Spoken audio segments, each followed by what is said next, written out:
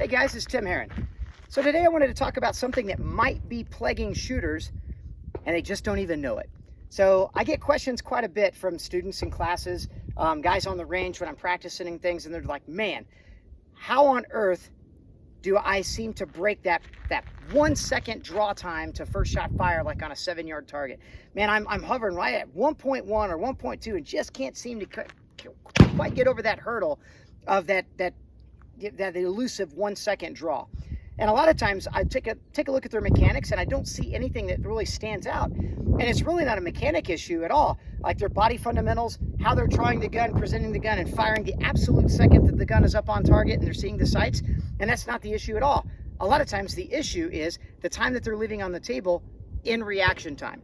So when we talk about timers, typical timers have about a 0.3 to 0.4 second delay, not delay, but time that the beep in the start signal, where time has begun at the absolute leading edge of that, but people don't react until after they hear the p and beep, and then they start moving the gun. So therefore, if you think about it, you're actually somewhere in the neighborhood of about 0.3 to 0.4 behind the curve when it comes to drawing the gun and getting the gun to that first shot.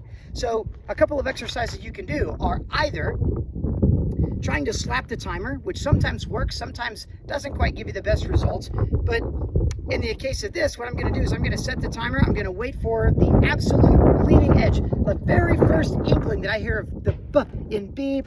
I'm going to move my hand as quickly as I can and slap the timer and see what kind of time I've got there.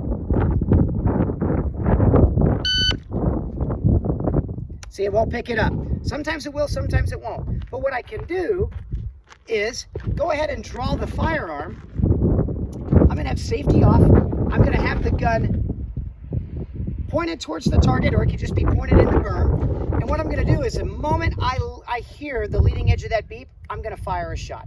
Here we go.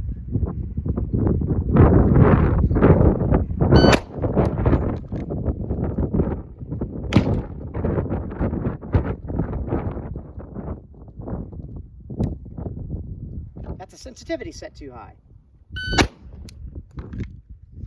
That's a 0.24 reaction time.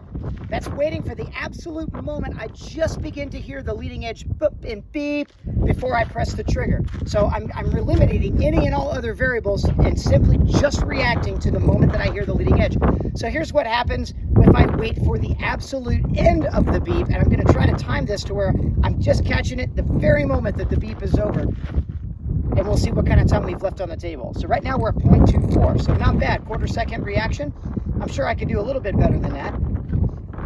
Let's do one more, reacting to the leading edge.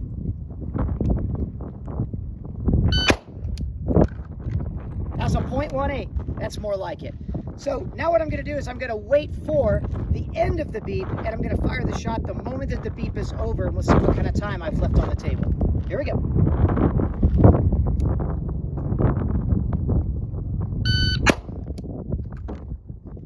That was a 0.44. One more time.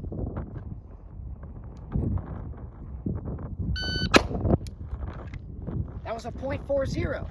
So as you can see, if you're hovering at that 1.1, 1.2 kind of curve on your time to say draw the first shot, or if you're working part-times in dry fire and that, you know, holding the gun fully extended and waiting to hear the beep before you start initiating reloads, working on your reload times, a big thing to really focus on is where at on the beep am I listening for? Am I really honed in and listening for that leading edge of the beep? Because in essence, it's saving me right at about 0.2 or a little over 0.2 of a second. So anyway, that's today's tip. Hope you enjoy it. If you got any questions, please reach out to me and let me know what you think.